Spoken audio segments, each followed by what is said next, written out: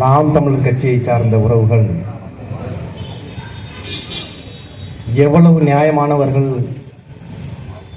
என்பதை உணர்த்தக்கூடிய ஒரு சான்று தான் கொஞ்ச நேரத்துக்கு முன்னாடி இங்க அணைஞ்ச மின் விளக்குகள்லாம் சான்று.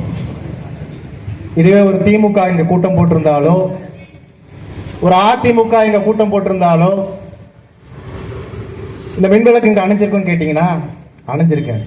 ஏன்னா அதுக்கான மின்சாரத்தை இந்த மின் கம்பங்கள்ல இருந்து கொக்கி போட்டு எடுத்திருக்கோம்.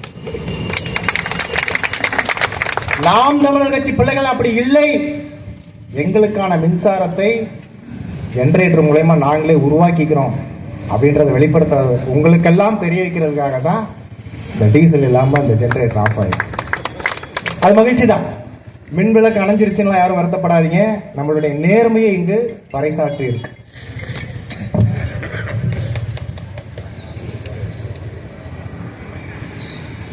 உறவுகள் அனைவருக்கும் வணக்கம். அண்ணல் அம்பேத்கர் அவர்கள்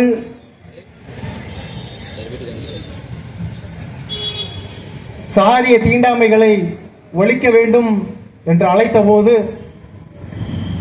சாதியை ஒழிக்க துடித்தவர்கள் அனைவரும் அண்ணல் அம்பேத்கர் பின் சென்றார்கள்.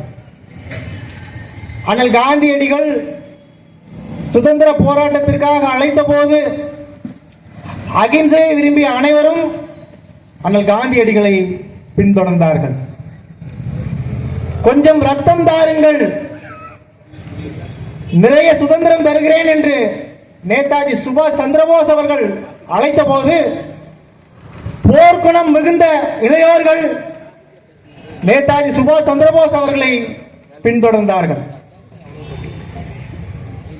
ஐயா காமராஜர் அவர்கள் அரசியல் என்பது மக்களுக்கான சேவை என்று அழைத்த போது எளியவர்கள் அனைவருமே ஐயா காமராஜரை பின்தொடர்ந்தார்கள்.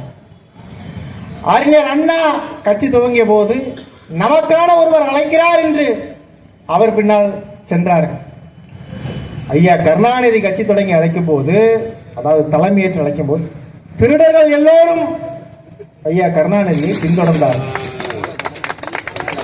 இன்னைக்கு நம்ம பக்காமாஸ் கட்சியினுடைய தலைவர் விஜய் அவர்கள் கட்சி துவங்கிய போது தமிழ்நாட்டில் இருக்கக்கூடிய தற்கூரிகள் அனைவருமே அவரை பின்தொடர்கிறார்கள். உங்களுக்கெல்லாம் ஒரு கேள்வி எல்லாம், அப்ப நாம் தமிழர் கட்சியை பின்தொடரக்கூடியவர்கள் யார்? ஏன்னா அதுவும் தெரியணும்ல, நாம் தமிழர் கட்சியை பின்தொடரக்கூடியவர்கள் யார் என்ற கேள்வி உங்களுக்கு எல்லாம் இல்லையா? ஈழத்திலே புலிக்கொடி வீழ்த்தப்பட்டு விட்டது என்று பலரும் கொக்கரித்த போது, இல்லை, தமிழ்நாட்டிலே பறக்கட்டும் பறக்கட்டும் புலிக்கொடி, சிறக்கட்டும் சிறக்கட்டும் தமிழ் கொடி என்று அந்த தமிழ் கொடியை, அந்த புலிக்கொடியை ஏந்துவதற்காக நாங்கள் நாம் தமிழர் கட்சி பின் தொடர்கிறோம்.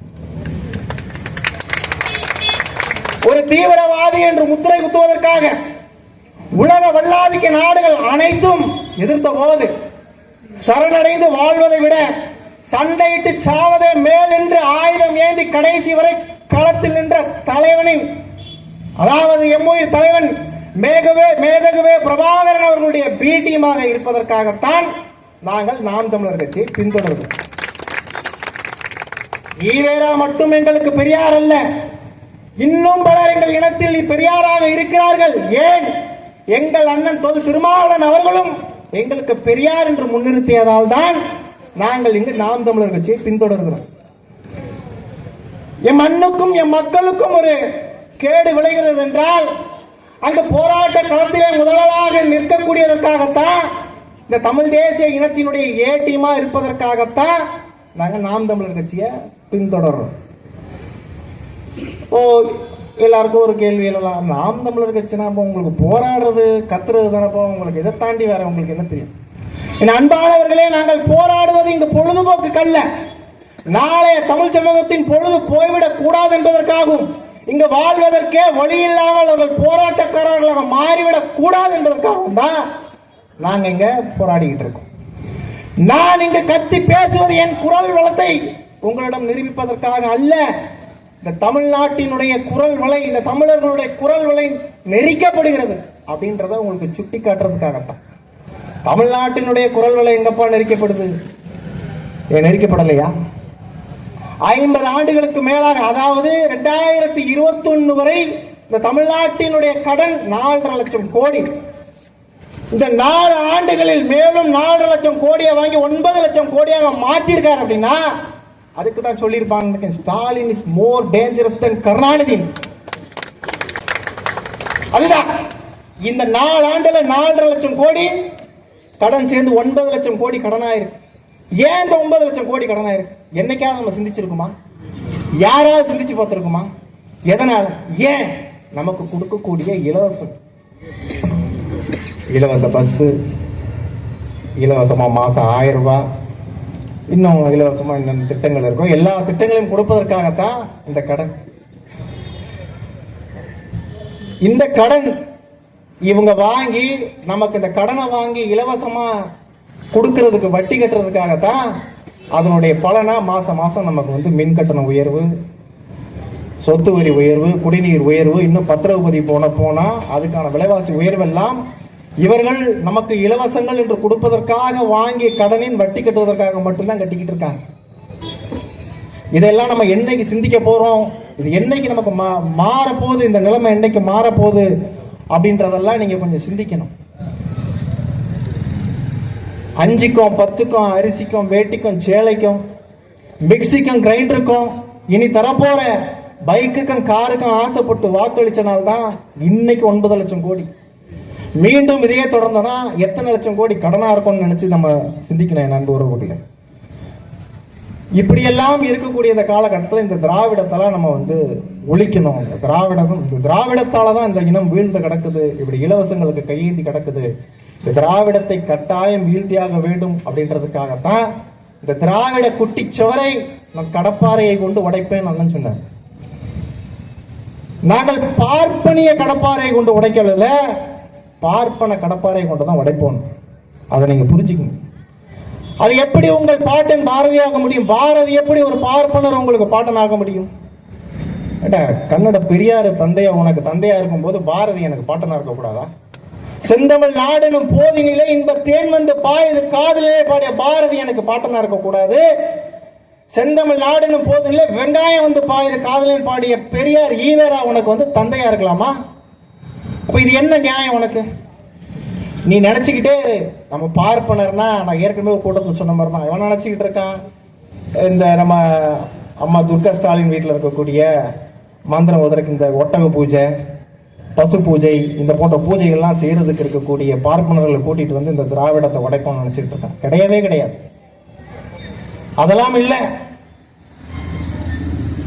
பாட்டன் பாரதி போன்ற பார்ப்பனரை கொண்டு, ஐயா ஊவே சாமிநாத ஐயர் போன்ற பார்ப்பனரை கொண்டு, ஆலை நுழைவு போராட்டம் நடத்திய ஐயா வைத்தியநாத ஐயர் போன்ற பார்ப்பன கடப்பாறைகளை கொண்டுதான் இந்த திராவிட குட்டிச்சாரை நம்ம இடிச்சு தகர்க்கிறோம்.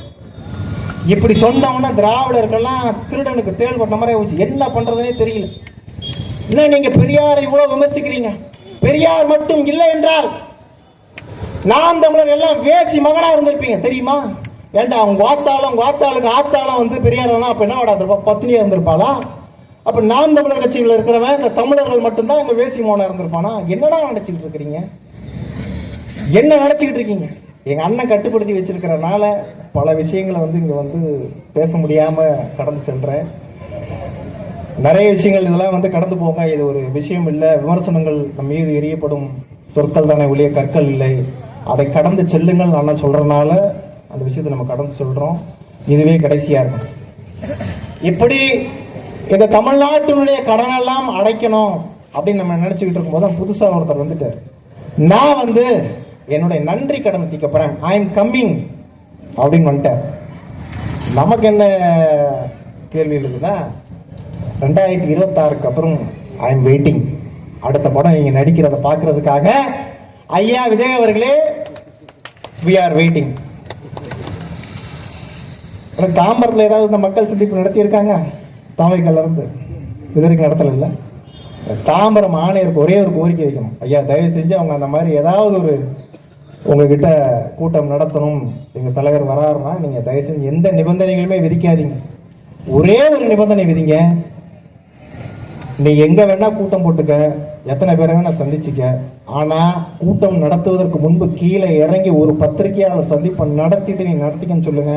கரூர்ல எடுத்தேன் பாரு ஓட்டம் அப்படின்ற மாதிரி ஓடிடுவாப்புல. அந்த நிகழ்வே அங்க நடக்காது. அதனால தயவு செய்து காவல்துறைக்கு ஒரே ஒரு கோரிக்கை வச்சுக்கிறேன், அந்த ஒரு நிபந்தனை மட்டும் விதிங்க, வேற நிபந்தனை விட்டுங்க. சரி, நாம் தமிழர் கட்சி அது ஆட்சிக்கு வந்தா இந்த கடனெல்லாம் எப்படி நீங்க ஒழிப்பீங்க, இதெல்லாம் நீங்க எப்படி சரி பண்ணுவீங்க அப்படின்றத நான் உங்களுக்கு சொல்லணும்ல. நிலமும் வளமும் சார்ந்த தொழில்களும் அங்கு தொழிற்சாலைகளையும் உருவாக்குவதுதான் நாம் தமிழர் கட்சியினுடைய திட்டம். இந்த செங்கல்பட்டு மாவட்டத்திலும் இந்த காஞ்சிபுரம் மாவட்டத்திலும் இந்த நிலத்துல என்ன வளம் இருக்கும் அந்த வளத்தை தேடி எடுத்து கண்டுபிடிச்சி அதுல ஒரு தொழில் அமைச்சு அந்த தொழிற்சாலையை கட்டி அதுல படித்தவர் முதல் கொண்டு படிக்காதவர் வரை அனைவருக்கும் வேலை. மாடு மேய்க்கிறதெல்லாம் எல்லாம் கேலியும் கிண்டலும் பண்ணிக்கிட்டு இருக்கான். ஒரு உதாரணத்துக்கு சொல்றேன், இங்கு ஒரு வேளை அது போல ஒரு பண்ணை ஆரம்பிக்கப்பட்டு இந்த செங்கல்பட்டு மாவட்டத்திலும் காஞ்சிபுரம் மாவட்டத்திலும் ஒரு பண்ணை ஆரம்பிக்கப்பட்டு அங்கு அந்த மாடுகளை மேய்ப்பதற்கு படிக்காதவர்களுக்கும் அதை சுத்தம் செய்வதற்கு, சுத்தம் செய்ய இவன் இது வரைக்கும் நம்ம விட்டுருக்கான் பாருங்க, கோவணத்தை கட்டிக்கிட்டு மேய்க்கிறது அந்த மாதிரி இல்லை. ஒரு நவீன தொழில்நுட்பத்தோடு கூடிய ஒரு மாடுகளை மேய்க்கிறது, ஆடு கால்நடைகளை வளர்ப்பது, அந்த மாதிரி ஒரு திட்டங்கள். அப்படி ஒரு திட்டங்களை வச்சு அங்க வரக்கூடிய பாலை எடுத்து பால் பொருட்கள் தயாரிக்கிறது, அதை சந்தைப்படுத்துறதுக்கு மார்க்கெட்டிங் படிச்சவனுக்கு ஆள், அதை வெளிநாடுகளுக்கு ஏற்றுமதி செய்யறதுக்கு அதுக்கான படிப்பு படிச்சவருக்கு ஆள், அதை கணக்குகளை பார்க்கிறவருக்கு அக்கௌண்ட்ஸ் படிச்சவருக்கு வேலை. இப்படி எல்லா துறையும் சார்ந்து இப்ப இன்னைக்கு ஆவின் நிறுவனத்தை எடுத்துங்க, அதுல வேலை செய்யற பால் நிறுவனம் தான். அந்த நிறுவனத்துல வேலை செய்யக்கூடிய எல்லாருமே என்ன படிக்காதவர்கள் இருக்கிறாங்களா? அது போல ஒவ்வொரு துறை சார்ந்தும் இங்க படித்தவர் முதல் கொண்டு படிக்காத வரைக்கும் அனைவருக்கும் வேலை வாய்ப்பை உருவாக்கி கொடுக்கறது தான் நாம் தமிழர் கட்சியின் திட்டம். அப்படி கொடுக்கும் போது இது போல கடன்கள்லாம் வாங்க வேண்டிய அவசியம் இருக்காது. சரி, இப்ப நீங்க இந்த பண்ணைகள்லாம் அமைக்கணும், அதுக்கு காசு வேணுமே, அதுக்கு என்ன பண்ணிடுவீங்க? அதுக்கும் ஒரு திட்டம் இருக்கு. நம்ம பாட்டம் தனி ஒரு மனிதனுக்கு உணவில்லையே ஜகத்தினை அழித்திடுவோம். நம்ம ஜகத்தெல்லாம் அழிக்க போறது இல்லைங்க. திமுக இருக்கிற ஒரு ஜகத்துக்கிட்ட இருக்கிறத புடுங்கணும்னா போதும், எல்லாத்தையும் நிறைவேற்றுறோம். ஒரு ஜகத்துல அது போல பல ஜகத்துகள் இருக்கிறார்கள். அந்த ஜகத்துகள்கிட்ட இருக்கிற எல்லாத்தையும் எடுத்துதான் நாம் தமிழர் கட்சி அரசை கட்டமைக்க போகுது. அதுல எந்த மாற்று கருத்தும் கிடையாது, கட்டாயம் கட்டமைப்பு. ஆனா நம்ம ஐயா ஜெகத் ரட்சகனை போல பிணவரையில் பணத்தை குவித்து வைத்து அரசியல் செய்ய வந்தவர்கள் அல்ல நாம். ஐயா SR ராஜாவை போல ஒரு குறுநில மன்னராக இருப்பதற்காக அங்க நாம் தமிழர் கட்சியில் நம்ம பயணிக்கல. இன்னும் சொல்ல போனா ஐயா TR பாலு போல இருக்கிற பணத்தெல்லாம் இங்க இருக்கக்கூடிய ஸ்கிராப் பிசினஸ் மொத்தத்தையும் தன்னோட கண்ட்ரோல்ல வச்சுக்கிட்டு வால்வோ கார்ல போறதுக்காக நம்ம இங்க வரல.